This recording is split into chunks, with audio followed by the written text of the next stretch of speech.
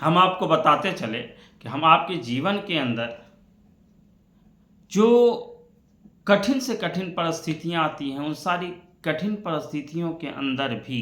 हमें संघर्ष करने की जो साहस होती है, हिम्मत होती है, दृढ़ संकल्प होता है, वो सारा का सारा एक बहुमूल्य संपत्ति के रूप में हम आपके पास होता है।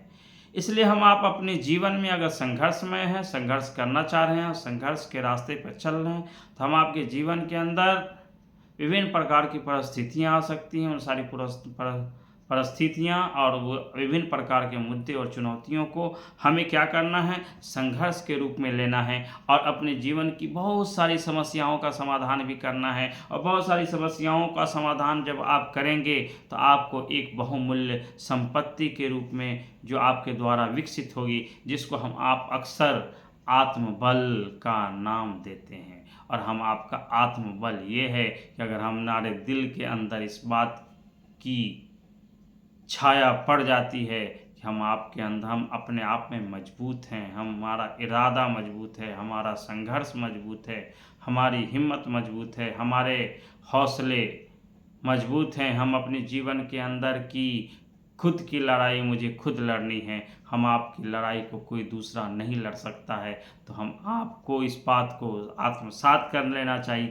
कि हम आपके जीवन के अंदर जैसी भी परिस्थितियाँ आएंगी, उन सारी परिस्थितियों का जवाब हम संघर्ष के द्वारा दे पाएंगे और अपने बहुमूल्य संपत्ति के रूप में आत्मबल को आत्मचेतना के रूप में ले पाएंगे। इसलिए हम आपको अपने आत्मसम्मान की रूपरेखा को तैयार करना है और अपने आप को आत्मसमर्पित बनाना है, खुद भी आगे बढ़ना है और लोगों को भी आगे बढ़ाने का प्रयास करना है। लोगों के विभिन्न प्रकार के मुद्दे और चुनौतियों पर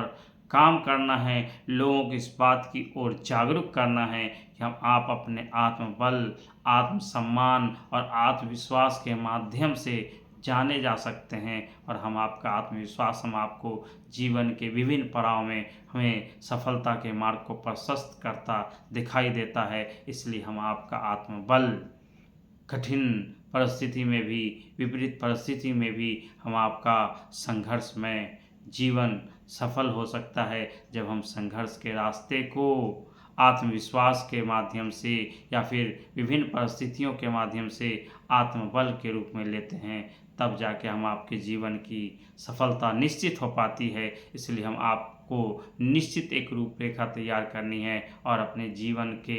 अंदर रक्षक बनना है और अपने आत्मबल को समर्पित हो करके आत्म सम्मान को देखते हुए लोगों के लिए काम कर जाना है। धन्यवाद, आभार।